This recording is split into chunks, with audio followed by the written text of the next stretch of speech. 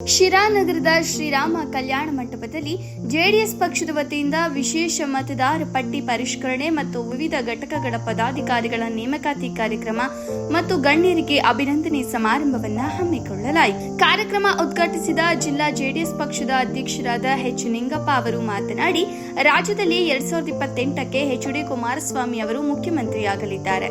ಈ ನಿಟ್ಟಿನಲ್ಲಿ ಕಾರ್ಯಕರ್ತರು ಗ್ರಾಮಗಳ ಪ್ರತಿ ಮನೆಗೆ ತೆರಳಿ ಪಕ್ಷವನ್ನು ತಳಮಟ್ಟದಿಂದ ಸಂಘಟಿಸಬೇಕು ಎಂದರು. ಈ ರಾಜ್ಯದಲ್ಲಿ ಮಾಜಿ ಪ್ರಧಾನಿಗಳಾಗಿದ್ದಂತ ದೇವೇಗೌಡರು ಮುಖ್ಯಮಂತ್ರಿಗಳಾಗಿದ್ದರು. ನಂತರ ಅಖಂಡ ಭರತಖಂಡದ ಪ್ರಧಾನಿಗಳಾಗಿ ಕೆಲಸ ಮಾಡಿದರು. ದೇವೇಗೌಡರು ಮುಖ್ಯಮಂತ್ರಿಗಳಾಗಿದ್ದಂಥ ಸಂದರ್ಭದಲ್ಲಿ ನೀರಾವರಿಗೆ ಹೆಚ್ಚಿನ ಆದ್ಯತೆಯನ್ನು ಕೊಟ್ಟರು. ಕೃಷ್ಣಾ ಮೇಲ್ದಂಡೆ ಇರ್ಬೋದು, ಅಥವಾ ಕಾವೇರಿ ಕೊಳ್ಳದ ವಿಚಾರದಲ್ಲಿರ್ಬೋದು, ಅಥವಾ ಇವತ್ತು ಕರ್ನಾಟಕ ರಾಜ್ಯದಲ್ಲಿ ಯಾವುದೇ ನೀರಾವರಿ ಯೋಜನೆ ಆದ್ರೂ ಕೂಡ ಅದು ಎಲ್ಲದರ ಬಗ್ಗೆ ವಿಶೇಷ ಆಸಕ್ತಿಯನ್ನು ವಹಿಸಿ ಮುನ್ನಡೆಸಿ ಮಾಡಿಕೊಟ್ಟಂಥವರು ಮಾನ್ಯ ದೇವೇಗೌಡರು. ಜೊತೆಗೆ ಮಾನ್ಯ ದೇವೇಗೌಡರು ಮುಖ್ಯಮಂತ್ರಿಗಳಾಗಿದ್ದಂಥ ಸಂದರ್ಭ ಅಷ್ಟೇ ಅಲ್ಲ, ಅದಕ್ಕೆ ಹಿಂದೆ ಅವರು ವಿರೋಧ ಪಕ್ಷದ ನಾಯಕರಾಗಿದ್ದಂಥ ಸಂದರ್ಭದಲ್ಲೂ ಕೂಡ ತುಮಕೂರು ಜಿಲ್ಲೆಗೆ ಹೇಮಾವತಿ ನೀರನ್ನು ತರ್ತಕ್ಕಂಥ ಕಾರ್ಯದಲ್ಲಿ ಅವರ ಪಾತ್ರ ಮಹತ್ತರವಾದದ್ದು. ಇವತ್ತು ದೇವೇಗೌಡರ ಒಂದು ಪ್ರಯತ್ನದಿಂದ ನಮ್ಮ ಜಿಲ್ಲೆಗೆ 25 TMC ನೀರು ದೊರಕತಕ್ಕಂಥ ಒಂದು ಯೋಜನೆ ಜಾರಿಗೆ ಬಂತು. 25,000 ಕೋಟಿ ರೈತರ ಸಾಲವನ್ನ ಮನ್ನಾ ಮಾಡತಕ್ಕ ಕೀರ್ತಿ ಮಾನ್ಯ ಕುಮಾರಸ್ವಾಮಿ ಅವರಿಗೆ ಸಲ್ತಕ್ಕಂಥದ್ದು. ಹಿಂದೆ ಮಾನ್ಯ ಸತ್ಯನಾರಾಯಣ ಅವರು ಶಾಸಕರಾಗಿದ್ದಂಥ ಸಂದರ್ಭದಲ್ಲಿ ಕಾರ್ಯಕರ್ತರ ಪಡೆ ಯಾವ ರೀತಿ ಇತ್ತು ಅಂತ ಅಂದ್ರೆ, ಯಾವುದೇ ಒಂದು ಸಭೆ ಸಮಾರಂಭಗಳು ನಡೆಯಬೇಕಾದ್ರೂ ಕೂಡ ಸತ್ಯನಾರಾಯಣರವರ ಪಾತ್ರ ಕಡಿಮೆ ಇರ್ತಿತ್ತು, ಕಾರ್ಯಕರ್ತರ ಪಾತ್ರನೇ ಬಹಳಷ್ಟು ಜಾಸ್ತಿ ಇರ್ತಿತ್ತು. ನಾವೆಲ್ಲ ಕಡೆ ಹೋಗ್ತಾ ಇದ್ದೀವಿ, ಎಲ್ಲಿ ನೋಡಿದ್ರು ಕೂಡ ಜನ ಹೇಳ್ತಾರೆ 28ಕ್ಕೆ ಕುಮಾರಸ್ವಾಮಿ ಅವರು ಮುಖ್ಯಮಂತ್ರಿಗಳಾಗಬೇಕು ಅಂತಕ್ಕಂಥದ್ದನ್ನ. ಹಾಗಾಗಿ ಪ್ರತಿಯೊಬ್ಬ ಮತದಾರನನ್ನು ತಮ್ಮ ಹಕ್ಕನ್ನು ಉಳಿಸ್ಕೊಳ್ಳೋ ಜವಾಬ್ದಾರಿ, ಕರ್ತವ್ಯ ನಿಮ್ಮದಾಗಿರ್ತದೆ. ಯಾಕೆಂದ್ರೆ ನಾವು ಬೆಂಗಳೂರಲ್ಲಿ ನಾವು ಓಟ್ ಉಳಿಸ್ಕೊಂಡ್ಬಿಟ್ಟು ನಾವು ಶಿರಾದಲ್ಲಿ ಡಿಲೀಟ್ ಮಾಡಿಸಿದ್ರೆ ಅದು ದೊಡ್ಡ ಅಪರಾಧ ಆಗುತ್ತೆ. ಯಾಕೆಂದ್ರೆ ನಾವು ಪೂರ್ತಿ ಬದುಕಿ ಬಾಳಿ ನಮ್ಮ ಜೀವನ ಕಟ್ಕೋಬೇಕಾಗಿರೋದು ನಮ್ಮ ಹುಟ್ಟೂರುಗಳಲ್ಲಿ. ಹಾಗಾಗಿ ಪ್ರತಿಯೊಬ್ಬ ಮತದಾರನು ಎಷ್ಟೇ ಕಷ್ಟ ಆದ್ರೂ ನೀವು ಹೊರಗಡೆ ಇರೋ ಓಟನ್ನ ಡಿಲೀಟ್ ಮಾಡಿಸಿ ಇಲ್ಲೇ ನಮ್ಮ ಸ್ವಂತ ಗ್ರಾಮದಲ್ಲಿ ಮತದಾನ ಉಳಿಸ್ಕೋಬೇಕು. ಇಲ್ಲ ಅಂದ್ರೆ ಮುಂದಿನ ದಿನಗಳಲ್ಲಿ ನಿಮ್ಗೆ ಬೇರೆ ರೀತಿಯ ಸೌಲಭ್ಯಗಳಿಂದ ವಂಚಿತರಾಗಕ್ಕೆ ಇದು ಒಂದು ಕಾರಣ ಆಗ್ತದೆ.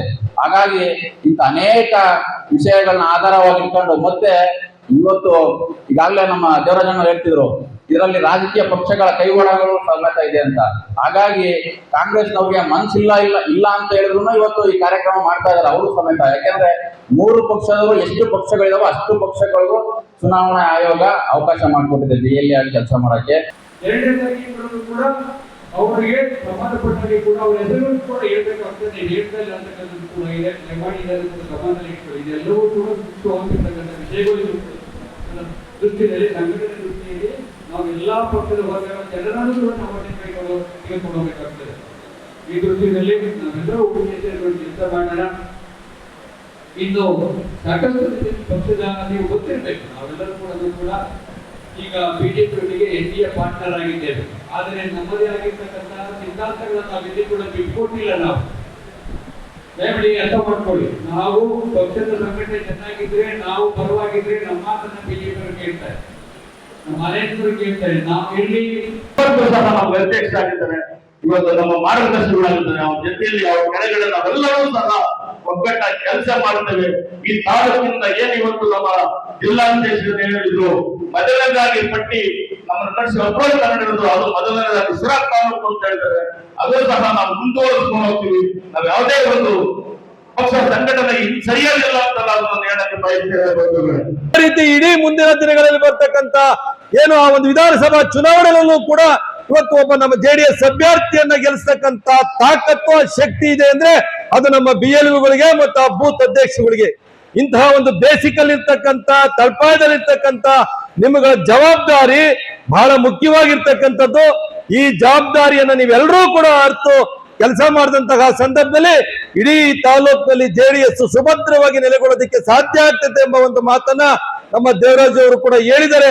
ನಿಜ ಕೂಡ ಈ ಒಂದು ಪರಿಷ್ಕರಣೆಯ ಸಂದರ್ಭದಲ್ಲಿ ನೀವೆಲ್ಲರೂ ಕೂಡ ಮನೆ ಮನೆಗೆ ಹೋಗಿ ಯಾವ ರೀತಿ ಪರಿಷ್ಕರಣೆ ನಡೀತದೆ, ಇದರಲ್ಲಿ ಯಾವ ಯಾವ ವೋಟರ್ಸ್ಗಳನ್ನ ಸೇರಿಸಬಹುದು, ಯಾವ ವೋಟರ್ಸ್ ಗಳನ್ನ ಕೈ ಬಿಡಬಹುದು ಎಂಬ ಒಂದು ವಿಶೇಷವಾಗ್ತಕ್ಕಂತ ಸಂದರ್ಭವನ್ನ ನೀವೆಲ್ಲರೂ ಕೂಡ ಉಪಯೋಗಿಸಿದಂತಹ ಸಂದರ್ಭದಲ್ಲಿ ಈ ಸಂದರ್ಭದಲ್ಲಿ ಮಾಜಿ ಜಿಲ್ಲಾಧ್ಯಕ್ಷರಾದ ಅಂಜಿನಪ್ಪ, ಜಿಲ್ಲಾ ಪಂಚಾಯಿತಿ ಮಾಜಿ ಉಪಾಧ್ಯಕ್ಷರಾದ ಮುದಿಮೆಡುಗು ರಂಗಶಾಮಯ್ಯ, ಜೆಡಿಎಸ್ ಪ್ರಧಾನ ಕಾರ್ಯದರ್ಶಿ ರಹಮತ್, ಜೆಡಿಎಸ್ ಮಾಧ್ಯಮ ವಕ್ತಾರ ಲಿಂಗದಹಳ್ಳಿ ಚೇತನ್, ನಿಸರ್ಗ ಸುರೇಶ್ ಸೇರಿದಂತೆ ಇನ್ನೂ ಅನೇಕ ಮುಖಂಡರು ಕಾರ್ಯಕ್ರಮದಲ್ಲಿ ಉಪಸ್ಥಿತರಿದ್ದರು.